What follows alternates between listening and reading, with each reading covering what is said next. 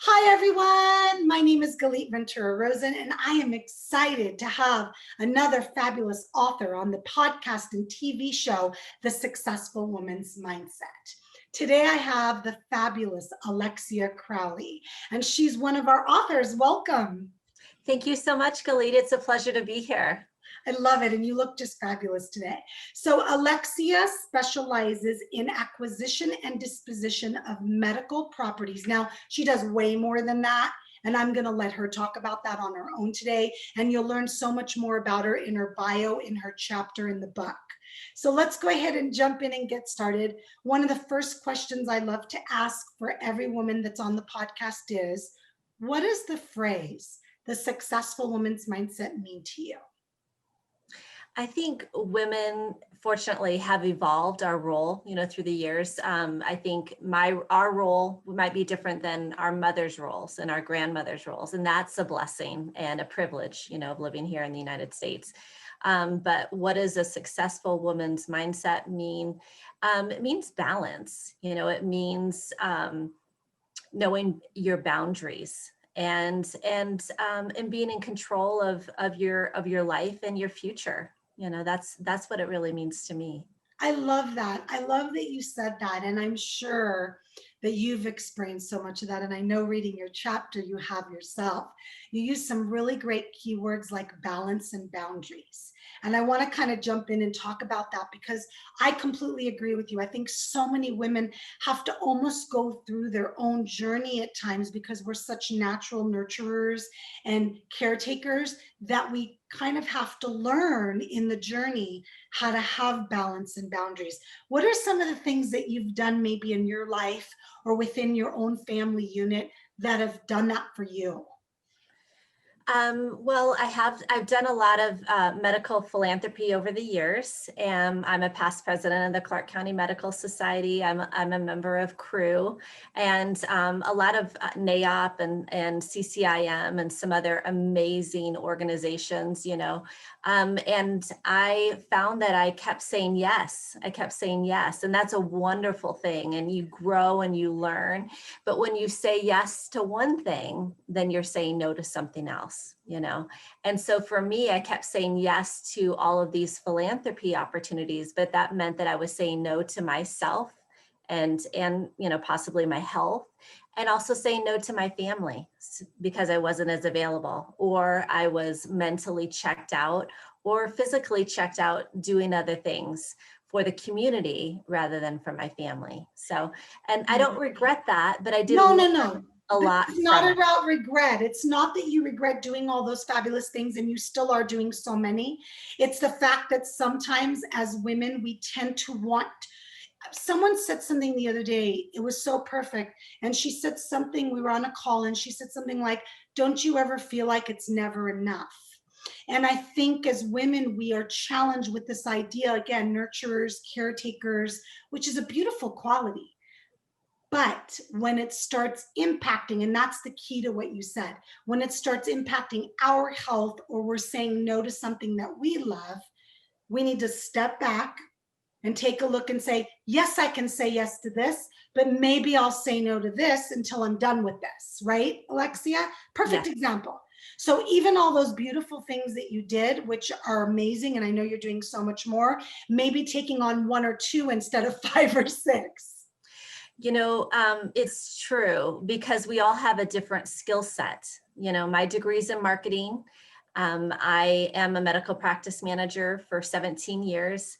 And I've worked in commercial brokerage since 2001. And so for me to be a part of some of these philanthropies where the women don't have the same skill set, my gut instinct is to help and to teach.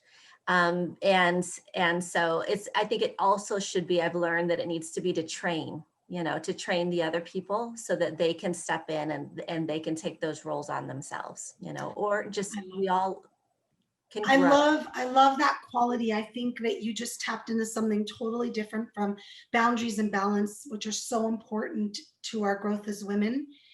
You tapped into something that's really like a pay it forward or teaching the next generation. And you know how big I am about that, just like you.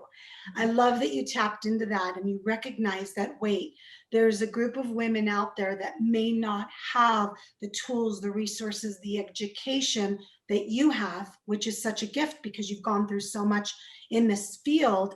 And now, wait, how can I help them so they can maybe be the next generation of this? Mhm. Definitely. I love that. Well, let's jump into your chapter. Let's talk a little bit. I don't want to give away too much because I want everybody to go and buy the book, The Successful Woman's Mindset, and it's 21 Journeys to Success. And Alexia has written a great chapter, and the chapter is called Building a Career from Passion. So let's talk a little bit why this chapter, why this topic? I feel like, life is short, but it's long enough that you really want to enjoy every single day, and be in the moment. So if you have passion for what you do, it's your career, it's not your job.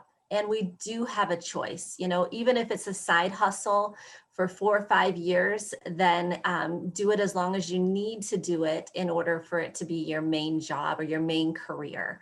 I've always had my hand in a couple of different things. Like I'm a medical practice manager and I work full-time in commercial brokerage and I do the philanthropy, which has no income, that's just how I am. So if people can find the areas in their life that really connect and resonate with them, then I think there's going to be a lot more fulfillment and enjoyment from their day-to-day lives. There's even studies about it. I speak a lot about doing what you love or loving what you do. It's one of my talks, because if you're not going to do what you love, at least find passion for what you're doing. But the studies show better health.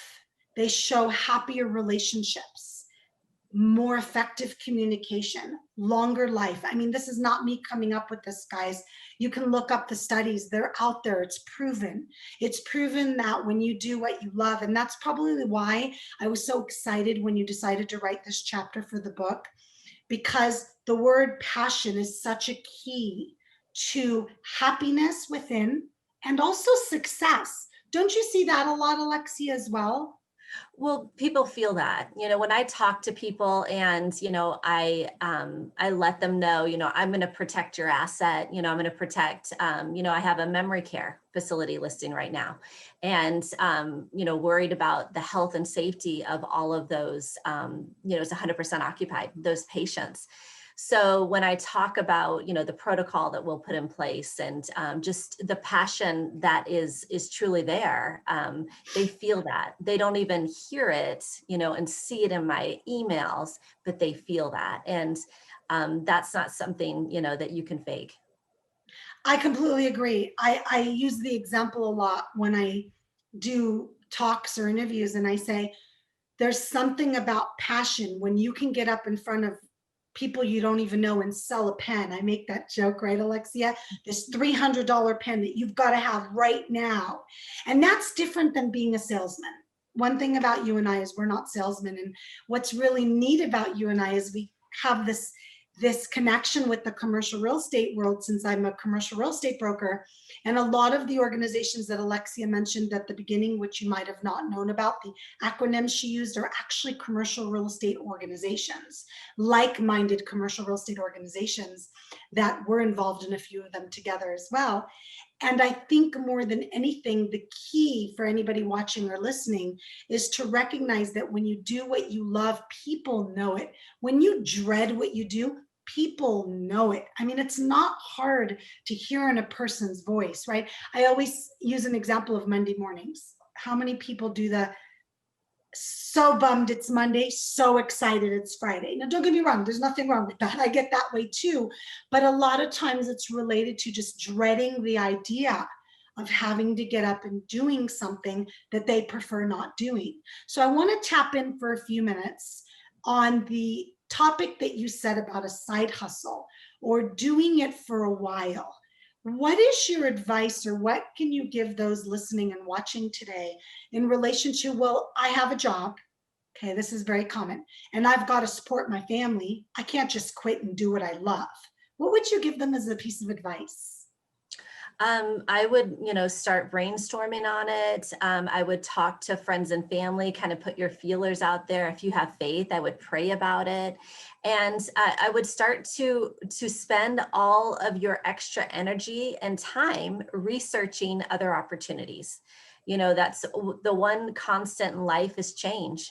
So there's so many opportunities, and things are always changing and evolving, and you just need to determine how you want that to play out for your life, because this is all a choice.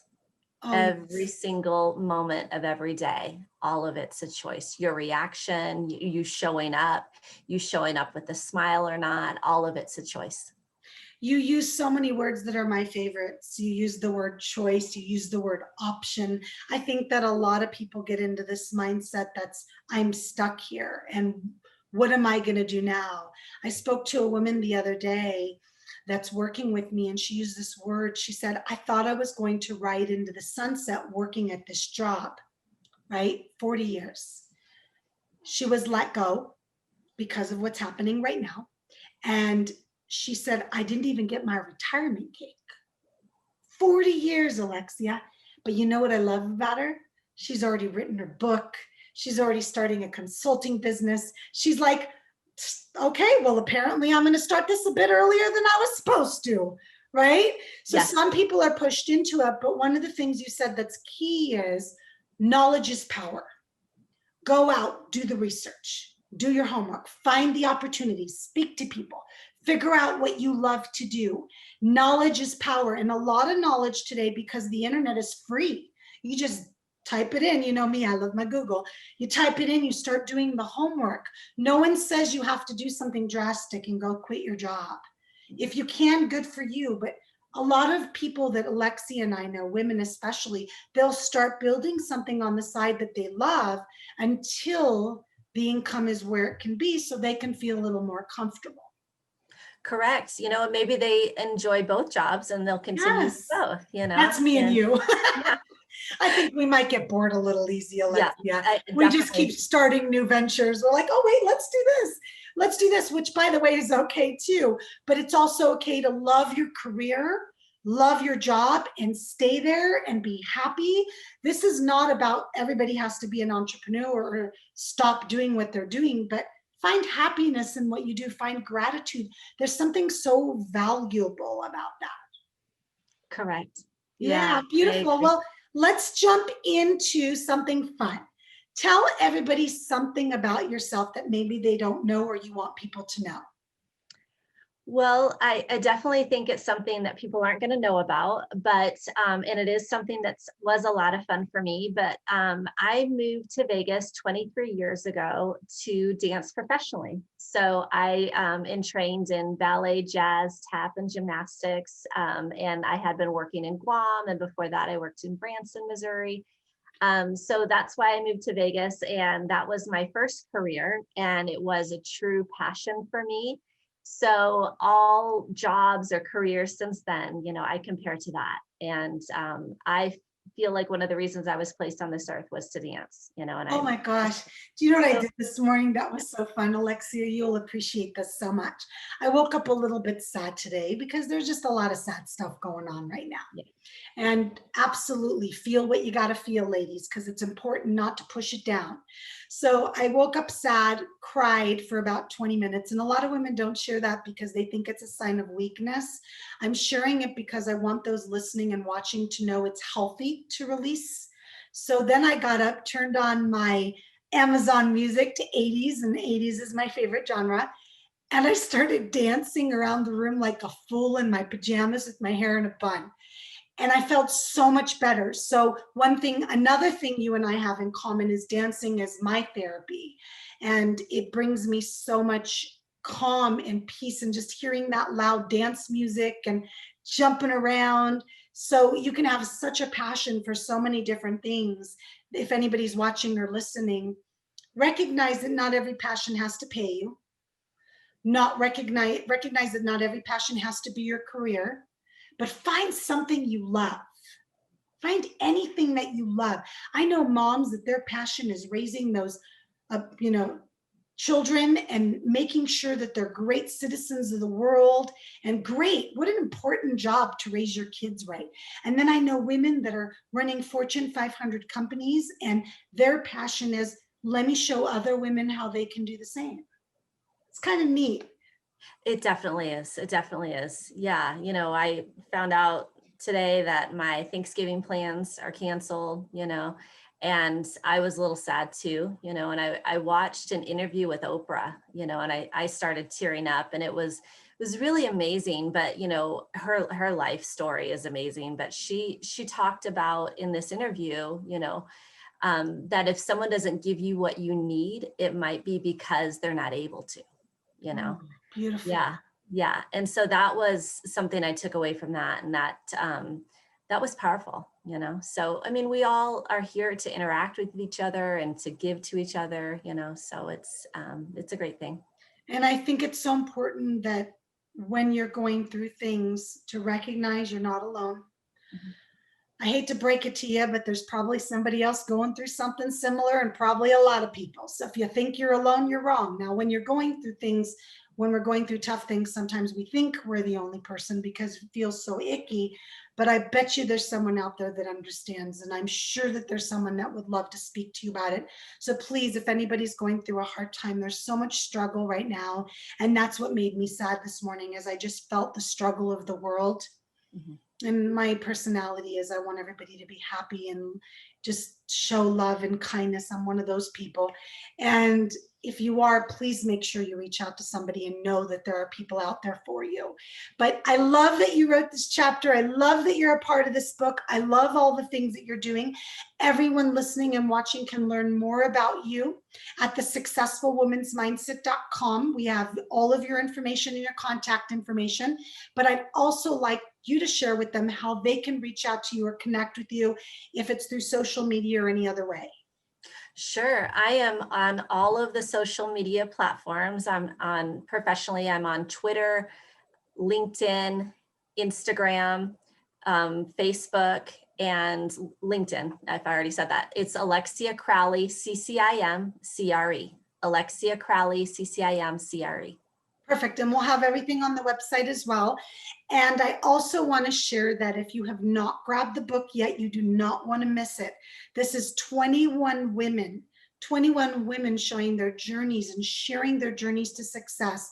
You're going to read each story and you're going to be able to resonate with so many of them, because it really is the core of what a lot of women are going through. We've got from 29 years old up to the 60s. I'm not going to share exact ages, but we've got all age groups. We've got all industries. We've got so many different cultures and religions and experiences. And I love that about this book. So you can also purchase it at Amazon. Just make sure to look for The Successful Woman's Mindset, and it'll be 21 Journeys to Success. So thank you so much for being with us, Alexia. Thank you for being a part of this book. Thank you for having me, Galit. It's a privilege and an honor. Thank you so much for watching and listening. Make sure to catch another episode of the Successful Woman's Mindset podcast and TV show. Thanks, everybody. Thank you.